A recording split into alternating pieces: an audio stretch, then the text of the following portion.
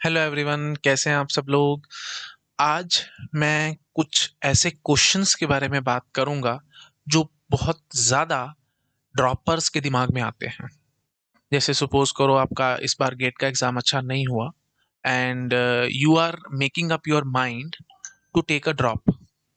तो जो भी आपके माइंड में क्वेश्चंस आ सकते हैं, उन क्वेश्चंस की बात मैं आज आप लोगों के साथ करूंगा।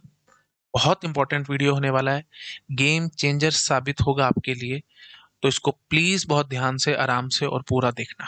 ओके। तो brief introduction about me, my name is Amit Khurana. ये मेरे क्रेडेंशियल्स हैं, आप लोग देख सकते हैं। आज हमने, जैसे मैंने बताया, I will talk about fake for droppers, है ना, frequently asked questions for droppers. क्या क्या क्वेश्चंस उनके माइंड में आते हैं, है ना, क्या क्या डर लगता है एंड सो ऑन, वो सब मैं बात करूंगा। ओके। तो वैसे मैं आपको बता ही देता हूँ, जो सबसे पहला दिमाग में क्वेश्चन आता है, या चलो स्लाइड पे समझाता हूँ। दो कैटेगरी है भाई स्टूडेंट्स की, कैटेगरी वन और कैटेगरी टू। ये किस बेसिस पे मैं बना रहा हूँ, मैं पहले आपसे एक क्वेश्चन पूछता हूँ। बहुत सारे स्टूडेंट्स के दिमाग में एक डाउट आता है, जो इस बार हुआ था वही अगली बार हो गया तो, है ना। ये क्वेश्चन बहुत आता है और मेरे पास बहुत ज़्यादा ईमेल्स आए हैं स्टूडेंट्स के इसी क्वेश्चन के रिगार्डिंग, कि सर बहुत डर लग रहा है और यही लग रहा है कि जो इस बार हुआ है वही अगली बार हो गया तो, ड्रॉप लूं कि ना लूं, कहीं रैंक और ज़्यादा गिर गई तो क्या करेंगे एंड ऑन। तो उस बारे में मैं बात करता हूं, तो इसलिए मैंने ये स्लाइड बनाई है। तो मैं आपको यहाँ पे बताऊंगा, हमारे पास दो कैटेगरी के स्टूडेंट्स होते हैं। जनरली जनरली बात करूं तो दो ही कैटेगरी के स्टूडेंट्स होते हैं, एक कैटेगरी वन, एक कैटेगरी टू। कैटेगरी वन के स्टूडेंट्स क्या हैं, जो एक बारी जिस तरीके से तैयारी करी है, सेम तरीके से दोबारा तैयारी करेंगे और सोचेंगे कि मेरी रैंक इंप्रूव हो जाएगी या मेरे अच्छे नंबर आ जाएंगे and so on. That is category one. और आपको लगेगा कि तो बिल्कुल बेवकूफ़ी वाली बात है भाई, जो जिस तरीके से अभी तैयारी करी उसी तरीके से मैं दोबारा तैयारी करूंगा तो रैंक कहाँ से आ जाएगी भाई, है ना, नॉट एट ऑल पॉसिबल। और कैटेगरी टू के स्टूडेंट्स वो हैं जो इस बात को बहुत अच्छे से समझ चुके हैं कि इस बारी जो जो मैंने मिस्टेक करी, जो जो मैंने गलतियां करी हैं, उसको मुझे दोबारा नहीं दोहराना और मेरे को एक कंप्लीटली डिफरेंट स्टाइल से स्टडी करनी है इस बारी, है ना। बट फॉर्चुनेटली बोलो, अनफॉर्चुनेटली बोलो, कैटेगरी वन में स्टूडेंट्स मोर देन 60% है। 60% of the students category one में आते हैं और यही सोचते रहते हैं कि जो मतलब मैंने अभी जो तैयारी करी थी बिल्कुल सेम स्टाइल से मैं तैयारी करूंगा और शायद मैंने इस बार अच्छे से मेहनत नहीं करी होगी या मेरे से कुछ ना कुछ मतलब प्रॉब्लम रह गई होंगी, तो मैं दोबारा से ढंग से तैयारी करूंगा और रैंक ले आऊंगा, है ना। तो more than 60% of the students fall in category one. Okay. तो अगर आप कैटेगरी वन के हो तो एक बिग क्वेश्चन मार्क लगा लो अपने ऊपर, दिमाग में एक क्वेश्चन मार्क डाल लो कि अगर सेम तरीका दोबारा से किया तो बहुत मुश्किल काम हो जाएगा आप लोगों के लिए, है ना। तो पूरी आपको प्लानिंग बदलनी पड़ेगी, सब कुछ बदलना पड़ेगा। तो मैं पूरे अभी वीडियो में डिस्कस करूंगा क्या क्या करना चाहिए और क्या क्या नहीं करना चाहिए। चलो आते हैं अगली स्लाइड पे। देखो भाई, जनरली क्या होता है, इसलिए मैंने बोला था ना मोर देन 60% स्टूडेंट्स, तो मैं स्लाइड से आपको समझाता हूँ। फर्स्ट मंथ में आप बहुत ज्यादा एफर्ट करेंगे, सेकेंड मंथ में वो एफर्ट थोड़ा सा कम हो जाएगा, थर्ड मंथ में और कम हो जाएगा और धीरे धीरे फोर्थ मंथ तक आते आते आप हिम्मत हार देंगे और लगेगा ठीक है यार हो जाएगा एंड सो ऑन। मतलब मेन बात क्या है कि एफर्ट काफी हद तक कम होता चला जाता है, क्योंकि अभी बहुत जोश होगा आप में, अभी काम करोगे कि हाँ जी, मतलब अभी तो स्पीड पिकअप करना है, अभी तो मैं मतलब एक बहुत बड़ा धक्का लगा है ना कि नंबर नहीं आ रहे, है ना, और रैंक बहुत पीछे आ रही है, सिली मिस्टेक्स हुई हैं या जो भी रीजन है ना, या तैयारी नहीं करी थी, तो एक धक्का लगता है, एक पुश लगता है, जिसके कारण बहुत ज़्यादा स्पीड पिकअप करोगे। अभी बहुत तैयारी करोगे, फिर कम हो जाएगी और फिर धीरे-धीरे कम होती चली जाएगी और फिर फाइनली लगेगा ठीक है यार हो जाएगा एंड सो ऑन। और फाइनली 6-7th मंथ आते-आते तो डाउन एकदम, है ना। और उसके बाद फिर क्या होगा, फिर 9th या 10th मंथ आएगा, जैसे सपोज कर लो अक्टूबर नवंबर आ गया, फिर आप लोग जागोगे और फिर स्पीड पिकअप करोगे और फिर पढ़ाई करोगे। और at the end of the day होगा क्या, आप लोगों की प्रैक्टिस कम होगी, जैसे इस बार हुआ सेम टू सेम वही हो जाएगा और रैंक या तो उतनी ही आएगी या उससे भी नीचे गिर जाएगी। ये मैं नहीं बता रहा, मेरा एक्सपीरियंस बता रहा है, ये जनरली हर साल मैं देखता हूँ। 12 साल हो गए मुझे पढ़ाते हुए और मैंने 50,000 से ज़्यादा स्टूडेंट्स को मेंटर किया है।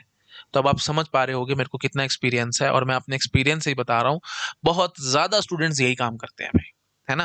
तो पहले बहुत ज़्यादा तैयारी कर रहे हैं, बहुत ज़्यादा एफर्ट मार रहे हैं, धीरे-धीरे कम होते-होते खत्म और उसके बाद फिर एकदम पिकअप करेंगे।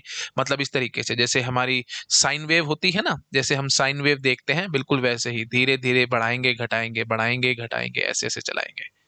तो इस तरीके से अगर आप चलोगे तो you won't be able to get success, you won't be able to get good rank. आपको कंसिस्टेंसी मेंटेन करनी पड़ेगी भाई। Okay, that is the very key role. जो कंसिस्टेंसी है उसका बहुत बड़ा रोल है, और ये चीज बहुत ज्यादा मिसिंग होती है स्टूडेंट्स में, जिसके कारण वो फंसते हैं at the end of the day. ठीक है जी, तो बहुत ज्यादा ध्यान रखना है। आते हैं अगली स्लाइड पे, थोड़ा सा और बताता हूँ मैं आपको।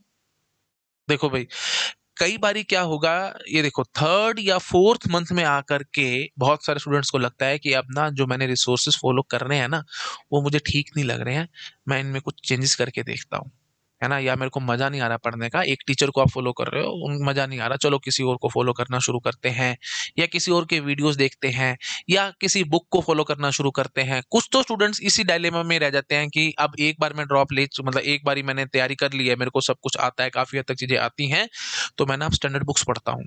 बुक्स पढ़ने बैठ जाते हैं, फिर लगता है कि नहीं बुक्स में तो ज्यादा दिमाग नहीं लग रहा, बहुत टाइम बर्बाद हो रहा है, तो बुक्स से छोड़ के फिर वीडियोस पे आ जाएंगे, फिर लगेगा नहीं नहीं वीडियोस तो आ रहे, चलो बुक्स पे शिफ्ट हो जाते हैं, तो इन्हीं में घूमते रहेंगे। तो 3-4 महीने बाद फिर आपको लग रहा है कि चलो शिफ्ट करते हैं, या कुछ स्टूडेंट्स होते हैं जो घूमते रह जाते हैं। ये अप्रोच बहुत ज्यादा गलत है भाई। ठीक है, तो सबसे पहली चीज, सबसे बेसिक चीज जो है वो मैंने अगली स्लाइड में लिखी है, मैं आपको समझाता हूँ। प्रॉपर प्लानिंग, प्लानिंग के बिना अगर आप चले ना तो पूरा साल हवा में उड़ जाएगा, तुम्हारे को पता भी नहीं लगेगा। अभी तो लग रहा है पूरा साल फैला हुआ है, बहुत बड़ा साल है, बहुत टाइम पड़ा है एंड ऑन, लेकिन at the end of the day पता भी नहीं लगेगा, चुटकी बजा बजा करके दिन निकलते चले जाएंगे, और एंड टाइम आ जाएगा और फिर वही सेम सिनेरियो जो सिचुएशन अभी है, फिर अगले साल भी उसी सिचुएशन में बैठे होगे और फिर सोच रहे होगे कि क्या करूं, कैसे करूं एंड ऑन। तो प्रॉपर प्लानिंग के साथ चलो, और जो रिसोर्सेज आपको फॉलो करने हैं ना, एंड आई एम श्योर अगर आप ड्रॉप ले रहे हो आपको इतना तो एक्सपीरियंस हो गया होगा कहाँ से पढ़ना है और कैसे पढ़ना है। तो जो भी रिसोर्सेज है ना आप उनको फिक्स कर लो, चाहे पढ़ने का मन कर रहा है चाहे नहीं कर रहा है, जो भी है what ever may be the case, resources को फिक्स करो। तो बेसिकली आपको करना क्या है, 2 से 3 दिन के अंदर प्रॉपर प्लानिंग करो। ज्यादा से ज्यादा लेना है तो एक हफ्ता ले लो, लेकिन प्रॉपर प्लान करो, बिना प्लान के मत चलना। प्लानिंग प्रॉपर करनी है, पूरा ईयर का प्लान होना चाहिए आपके पास। ऑफ कोर्स ईयर का प्लान ये है कि आपको गेट में टॉप रैंक लानी है, बहुत अच्छी रैंक लानी है। उसके बाद मंथली प्लान रेडी होना चाहिए आपके पास कि एक एक मंथ में मेरे को क्या क्या अचीव करना है। वीकली प्लान रेडी होना चाहिए कि एक एक हफ्ते में मेरे को क्या क्या अचीव करना है, और डेली प्लान ऑफ कोर्स होना चाहिए। तो इस तरीके से अगर आप चलोगे तो माइलस्टोन बाय माइलस्टोन आप अचीव करोगे चीजों को, और कंसिस्टेंसी अपने आप से बनेगी। तो planning is the key to success for droppers. बस सिंपल भाषा में एक बात बोलूंगा, प्रॉपर प्लानिंग। बिना प्लानिंग के पिछले साल भी आपने ऐसे किया था तो इस साल भी फिर वही काम करोगे भाई। ऐसी बस हवा में उड़ाने वाली बातें हैं सारी। एक एक पहला महीना बहुत जोर लगाया, अगले महीने थोड़ा सा और कम, उससे थोड़ा और कम, एंड्स ऑन, फिर खत्म, और फिर at the end of the day थोड़े 1-2 महीने आराम, और फिर लगेगा कि चलो यार अब स्पीड पिकअप करते हैं, बहुत टाइम हो गया, एंड्स ऑन। या वही बात है, आराम नहीं करना तो थकान महसूस होगी, दिमाग में परेशानी पैदा होगी कि चलो यार बहुत फ्रस्ट्रेट हो रहे हैं, अब एक एक आध महीना आराम करते हैं, या कुछ दिन आराम करते हैं एंड्स ऑन, और फिर स्पीड पिकअप करेंगे एंड्स ऑन। इससे कोई फायदा नहीं होने वाला भाई, नथिंग, एब्सोल्युटली नथिंग। कंसिस्टेंसी के साथ काम करना है, पूरा जोर लगाना है। तो क्या करना है भाई, 1 वीक प्रॉपर प्रॉपर मैं आपको बता रहा हूँ, प्रॉपर प्लानिंग के साथ चलना है। Monthly plan ready, weekly plan ready, daily plan ready. तो जब रात को सो रहे हो, सोते टाइम प्रॉपर अगले दिन का प्लान करके सोना है, ऐसे नहीं सोना। ठीक है जी। और उसके बाद एक प्रॉपर वीक का प्लान, संडे को बैठ रहे हो, मंडे को बैठ रहे हो, जिस भी दिन आपको लगता है, आप जैसे संडे को आपको लगता है कि चलो ठीक है आज मेरा को मतलब थोड़ा सा ठीक लगता है, छुट्टी है एंड ऑन, तो संडे के दिन आप प्रॉपर प्लान करेंगे पूरे वीक का कि मेरे को इस हफ्ते में क्या क्या चीजें करनी है। अब इसका फायदा ये होगा, सपोज करो आपके शुरू के 1 या 2 या 3 दिन चलो खराब भी हो गए, तो भी आप बाकी के दिन में जो पूरे हफ्ते का काम था उसको कवर अप करने के लिए स्पीड पिकअप करोगे। बात समझ रहे हो। और बाय चांस कुछ भी गड़बड़ होगी, आप बीमार हो गए या कुछ भी दिक्कत होगी, हफ्ता खराब हो गया, ज्यादा कुछ दिक्कत हो भी गई, तो भी आपके पास मंथली प्लान रेडी था ना, तो फिर आप मंथली प्लान को अचीव करने के चक्कर में आप स्पीड पिकअप करोगे। तो बात समझ रहे हो। तो बेसिक फैक्ट इज आपको प्रॉपर माइलस्टोन के हिसाब से चलना है कि ये इतने टाइम में, ये इतने टाइम में, ये एंड्स ऑन, इस तरीके से चलना है। तो मैं इसलिए समझा रहा हूँ प्रॉपर प्लानिंग के साथ चलना, और रिसोर्सेज को एकदम फिक्स रखना। अगर किसी टीचर को फॉलो कर रहे हो ढंग से उसको फॉलो करो, और पूरा ढंग से काम कंप्लीट करो। ऐसे नहीं कि अगर रोज आप कभी मन कर रहा है किसी टीचर से पढ़ लें, कभी मन कर रहा है किसी टीचर से पढ़ लें, ज्यादा ऑप्शन भी तो खराब है ना। यूट्यूब पे बहुत ऑप्शंस मिल रहे हैं, अगर आप अनअकैडमी के प्लस सब्सक्राइबर हैं तो भी बहुत ऑप्शंस मिल रहे हैं, मल्टीपल टीचर्स पढ़ा रहे हैं, चलो इसको कर लेते हैं, नहीं नहीं चलो इसको कर लेते हैं, नहीं नहीं चलो इसको कर लेते हैं, वो फिर नहीं नहीं हो जाएगा, फिर बहुत दिक्कत हो जाएगी। ठीक है, तो प्रॉपर प्लानिंग के हिसाब से चलना है, और रिसोर्सेज एक बार जो आपने फिक्स कर लिए उनको प्रॉपर फिक्स करके चलो। बार बार चेंजेस करोगे ना अपने शेड्यूल में, अपने प्लान में, बहुत दिक्कत हो जाएगी। ठीक है, तो कंफ्यूज स्टेट में रहोगे, डायलेमा में रहोगे और फंस जाओगे। ओके। हाँ जी, तो इसलिए मैं कह रहा हूँ आपको 2 से 3 दिन लगा लो या ज़्यादा से ज़्यादा 1 हफ्ता लगा लो, प्रॉपर प्लानिंग करो और उसके बाद आगे बढ़ो। आई होप आपको समझ में आ रहा होगा मैं क्या कहने की कोशिश कर रहा हूँ। हाँ जी, तो टॉप रैंक इन 1 ईयर, एक ये बहुत ज़्यादा दिक्कत रहती है कि सर मेरे को 1 साल में टॉप रैंक लानी है, टॉप 100 में आना है या टॉप 50 में आना है या टॉप 500 में आना है या टॉप 1000 में आना है एंड सो ऑन। तो ये बहुत ज़्यादा डाउट रहता है, कैसे लाएँ सर, क्या करें एंड सो ऑन। सिंपल सी बात है भाई, सबसे पहली बात तो मैं आपको बताता हूँ, कड़वी बात है लेकिन सच्ची बात है, अगर आपको लगता है कि आप ब्लैंक हैं, आपको चीज़ें नहीं आती हैं, है ना, आपने बीटेक भी ढंग से नहीं करी है और आपको लगता है कि आपकी 1 साल में रैंक आ सकती है, that is next to impossible, ठीक है? तो ये चीज़ बिल्कुल मत मान के चलना, क्योंकि जब आप सब्जेक्ट को पढ़ोगे, उसके बाद पीवाईक्यूज़ सॉल्व करना तो छोड़ दो, हिलेंगे भी नहीं। बहुत मुश्किल से चीज़ें समझ में आती हैं, क्योंकि गेट के क्वेश्चन बहुत ट्विस्टेड होते हैं। ऐसे नहीं होते कि सीधे देखते समझ में आ जाएगा, फ़ॉर्मूला लगाया और आंसर निकाला, नहीं, बहुत टाइम लगता है चीज़ों को समझने में। तो अब जो आपने कुछ वीडियो देखे होंगे कि मैंने 6 महीने की तैयारी करी और रैंक ले आया and so on, clear cut भाई व्यूज़ के लिए सारे काम किए जाते हैं और क्लियर कट वो झूठ बोलते हैं आपके आगे। मैं खुल्लम-खुल्ला बोल रहा हूँ, झूठ बोला जाता है। ठीक है? 6 महीने में, 4 महीने में, 5 महीने में रैंक नहीं आती। होता क्या है, नो डाउट अगर वो ऐसे बोल रहा है, तो किया क्या होगा, फर्स्ट ईयर में या सेकंड ईयर में उसने गेट के बारे में सोचा होगा, पढ़ाई भी करी होगी, थर्ड ईयर में भी थोड़ा-थोड़ा पढ़ा होगा, बट फोर्थ ईयर में आकर के उसने पूरा ज़ोर लगाया, रैंक आ गई और अनाउंसमेंट कर दी कि हाँ जी 4 महीने में या 5 महीने में या 8 महीने में मैं रैंक ले आया हूँ। तो समझ रहे हो, उसकी 4 साल की मेहनत है। तो अगर मैं उसको सिंपल सिंपल भाषा में बोलूँ ना, आपकी भाषा में, 4 साल ड्रॉप पर है वो आदमी। वो स्टूडेंट 4 साल ड्रॉप पर है, first year, second year, third year, fourth year, इतने सालों से तो वो मेहनत कर रहा है, उसके बाद रैंक लेकर के आया है और आपको लगता है कि वो ऐसे ही रैंक आ गई, ऐसे नहीं होता भाई। ठीक है, सीरियस मेहनत नो डाउट उसने अब करी है, लेकिन उसके पहले काफी सारे बेसिक्स क्लियर थे, मैथमेटिक्स पे बहुत अच्छा कमांड था, प्रॉब्लम सॉल्विंग स्किल्स आती थी, एप्टीट्यूड अच्छा था, उसके बाद वो ले आया। आप भी ले आओगे, मैं इस बात को मना नहीं कर रहा हूँ, लेकिन फिर ये क्लेम करना कि 6 महीने में या 4 महीने में रैंक आई है, ये बात बिल्कुल गलत है भाई। आई थिंक आप समझ पा रहे होगे। तो 1 साल में सिर्फ आप ऊपर-ऊपर से पढ़ के आपको लगता है रैंक आ जाएगी, दैट इज़ नेवर पॉसिबल। जितनी मर्ज़ी भी मेहनत कर लोगे तो भी बहुत मुश्किल है। सिंपल भाषा में बोलता हूँ, आप रोज़ खाना खाते हो, मैं कहता हूँ अगले 3 दिन का खाना अभी खा कर के बैठ जाओ और आगे 3 दिन खाना मत खाना। क्या ये बात ठीक है क्या? मतलब ही नहीं। है ना? आप नहीं ऐसे सर्वाइव कर पाओगे, तो वही बात है। तो आराम-आराम से जब हम कांसेप्ट्स पढ़ते हैं, उनको डाइजेस्ट करने में टाइम लगता है। आराम-आराम से माइंड में सेटल डाउन होती हैं चीज़ें और उसके बाद आपका माइंड चलेगा और उसके बाद आप क्वेश्चन को अप्रोच कर पाओगे। सिंपल भाषा में बोलता हूँ, अभी ताज़ी-ताज़ी आपने थ्योरी पढ़ी है, आज ही आपने कुछ पढ़ा और आपको लगता है कि आज ही मैं बैठ कर के पीवाईक्यू सारे सॉल्व कर दूँगा, नहीं। ऐसे नहीं होता। आज आपने पढ़ा है, तो 4-5 दिनों तक आपके बैक ऑफ द माइंड में वो चलेगा, वो टॉस होंगी चीज़ें और उसके बाद जब आप क्वेश्चंस को करोगे, तो आप उनको अप्रोच भी कर पाओगे और चीज़ों को मतलब यू कैन से हैंडल भी कर पाओगे। ओके? इस तरीके से नहीं होता कि 1 साल में ही हमारी रैंक आ जाएगी, हमारे को अभी कुछ नहीं आता, हम बस पूरा ज़ोर लगाएँगे आ जाएगी, नहीं। ओके, क्योंकि बेसिक्स भी क्लियर नहीं है, मैथमेटिक्स आती नहीं है, प्रॉब्लम सॉल्विंग स्किल्स नहीं है, एप्टीट्यूड आता नहीं है और उसके बावजूद भी अगर आपको लगता है कि मैं सिर्फ 1 साल मेहनत करूँगा, पूरा जोर लगाऊँगा एंड सो ऑन, भाई नेक्स्ट टू इम्पॉसिबल बात है ये। ठीक है? तो शुरू-शुरू में तो आपको काफ़ी टाइम लगेगा, पीवाईक्यूज़ देखने, समझने, बहुत दिक्कत होती है, मुझे पता है ना? मैं अपने एक्सपीरियंस ये मैं नहीं बता रहा हूँ, मेरा एक्सपीरियंस बता रहा है भाई। ठीक है? तो मत मान के चलना कि हाँ जी 4-5 महीने में कोई बंदा टॉप रैंक ले आया है एंड सो ऑन, ये सब फालतू की बातें होती हैं। उसका पुराना बैकग्राउंड भी देखो, कोई अच्छे कॉलेज से वो पास आउट होगा या उसकी पहले से स्किल्स बहुत अच्छी होंगी तभी वो कर पा रहा है। ओके? तो अगर एक नॉर्मल स्टूडेंट की मैं बात करूँ, that is very, very difficult. तो आई होप आपको समझ में आ रहा होगा। तो अननेसेसरी ज़बरदस्ती का प्रेशर मत पालो। अगर आपने 4th ईयर में स्टार्ट किया था पढ़ना, आप ब्लैंक थे पहले और आपको लगता है कि मैं फटाफट से कर जाऊँगा, अभी नहीं हो पा रहा, कोई बात नहीं, you can take a drop, no problem at all. ठीक है? क्योंकि आपको लग रहा है कि बाकी वो कर गए तो उनका बैकग्राउंड भी देख कर के आओ, वो कैसे कर गए हैं and so on. I hope आप लोग को समझ में आ रहा होगा और 1 साल, 2 साल बिलीव मी कोई फ़र्क नहीं पड़ता, कोई भी फ़र्क नहीं पड़ता।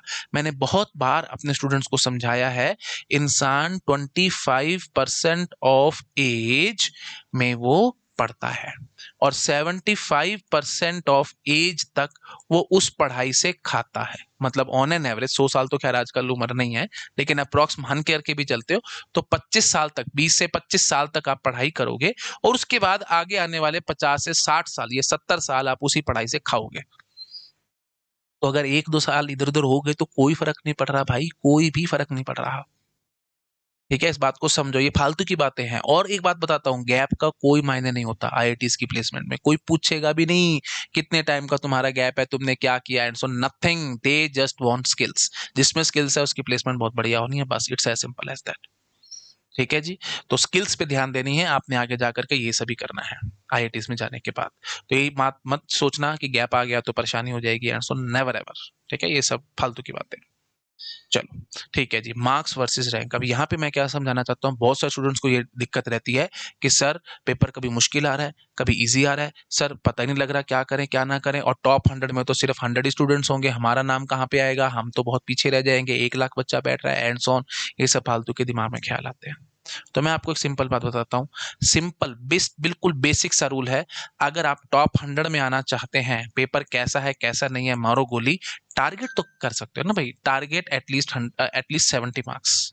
ठीक है, अगर आप 70 मार्क्स का टारगेट लेकर के चलते हो तो आप टॉप 100 में बड़े आराम से आ जाओगे। अगर आप 80 मार्क्स का टारगेट कर करके चलते हो तो आप टॉप 10 में आराम से आ जाओगे। ठीक है जी, तो it's as simple as that. तो नंबर की तरफ फोकस करो, ये मत देखो कौन कितना तैयारी कर रहा है या कितना बड़ा कंपटीशन है, 1 लाख बच्चा बैठ रहा है, मैं पता नहीं आऊंगा कि नहीं आऊंगा, मारो गोली। 100 नंबर का पेपर आ रहा है, तुम्हारे को 70 नंबर तक लाने हैं बस, और उस हिसाब से ही तैयारी करो। किसी भी सब्जेक्ट के पीछे ज्यादा मत भागना। ऐसे मत बोलना कि मेरे को टीओसी बहुत अच्छा आता है तो मैं टीओसी पूरा अच्छे से पढ़ूंगा और 10 में से 10 नंबर लाऊंगा अगर 10 नंबर का टीओसी आया, नेवर एवर।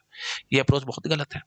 इमोशनली अटैच नहीं होना किसी भी सब्जेक्ट के साथ। आपका काम है पेपर को पास करना, रैंक लाना और आईआईटी में जाना। तो वही उसी फोकस पे ही तरीके से ही चलो। ज्यादा किसी सब्जेक्ट के पीछे पढ़ना, उसकी मतलब अब वही बात है, सब्जेक्ट आपको बड़ा अच्छा लग रहा है तो मल्टीपल किताबें पढ़ने बैठ गए, उसकी थ्योरी पढ़ ली किताबों से, उसके बाद फिर सॉल्व एक्सरसाइजेस करने बैठ गए, and so on. Simply wastage of time है, वेस्टेज ऑफ टाइम है, बिल्कुल वेस्टेज है। तो इस तरीके से मत चलो भाई, है ना। तो जो भी आपको जहां से भी देखना है, इस बात का बहुत ज्यादा ध्यान रखना कि टोटल बहुत ज्यादा डीप में जाकर के किसी सब्जेक्ट को मत पढ़ना, it will simply waste your time. ठीक है जी, आई होप क्लियर हो रहा होगा सब लोगों को। ठीक है जी, तो मार्क्स की तरफ टारगेट करो, 70 नंबर लाने। मेरे को कोई मतलब ही नहीं है किसी बच्चे से क्या कौन कर रहा है क्या नहीं कर रहा है, मेरे को 100 में से 70 नंबर लाने हैं, दैट्स इट। बस ये एम लेकर के चलो, टॉप 100 में आ जाओगे। 80 नंबर लाने हैं, टॉप 10 में आ जाओगे। बस टॉप 100 में आ गए तो वही वही सारे कॉलेजेस आपको मिल ही जाएंगे, तो इसमें कोई बड़ी बात नहीं है। 70 नंबर तक टारगेट रखो, you you will get one of the best colleges of India. ठीक है, तो आई होप क्लियर हो रहा होगा सब लोगों को। ठीक है जी, तो आई होप आप लोगों को ये वीडियो पसंद आया होगा। Thanks for watching. अगर आपको अच्छा लगा तो प्लीज़ अपने फ्रेंड्स के साथ शेयर जरूर करना, चैनल को सब्सक्राइब जरूर करना, और लाइक किए बिना प्लीज़ मत जाना इसको, है ना। मैं बहुत मेहनत करता हूँ, बहुत जान लगा करके इस तरीके के वीडियोस बनाए जाते हैं। आपको लगता होगा कि जो भी मन में आता है सर बोल देते होंगे, ऐसा नहीं होता। इसके पीछे बहुत बैकग्राउंड में मेहनत करनी पड़ती है हम लोगों को। ठीक है, चलो मैं 2 मिनट में अनअकैडमी के बारे में आपको बता देता हूँ। बुनियाद बैच 2025 के लिए फरवरी 28 से शुरू हुआ था। डिस्क्रीट मैथमेटिक्स मेरा यहाँ पे चल रहा है, सुबह 8:30 से 10 बजे क्लास होती है, सुबह 8:30 से 10 बजे तक। ठीक है जी, और अगर आप इसमें एनरोल करवाना चाहते हो then you can apply the code Khurana sir. Okay, इससे आपको 10% ऑफ मिलेगा और मेरी पर्सनल गाइडेंस भी मिलेगी। उड़ान बैच इस फॉर 2024 फरवरी 28 से ये भी स्टार्ट हुआ था। डिस्क्रीट मैथमेटिक्स मेरी यहाँ पे चल रही है, और यहाँ इसमें भी एनरोल करवाने के लिए आप कोड लगा सकते हो खुराना सर, इससे आपको 10% ऑफ भी मिलेगा और मेरी पर्सनल गाइडेंस भी मिलेगी। उड़ान और बुनियाद बैच के यूएसपीज हैं भैया, ये आप अपने आप चेक कर सकते हैं। ओके, और अगर आप ईएमआई पे लेना चाहते हैं तो ये स्लाइड आपके लिए है, you can check this out. Okay, हाँ जी, और रैंक प्रेडिक्टर एक्टिव है, आप क्यूआर कोड स्कैन कर सकते हैं, ये स्टेप्स को फॉलो करके आप अपना रैंक प्रेडिक्ट करवा सकते हैं। दिल्ली में ऑफलाइन सेंटर ओपन हो रहा है, अगर आप इंटरेस्टेड हैं तो ये स्लाइड आपके लिए है। ठीक है जी, okay, thank you so much, bye bye.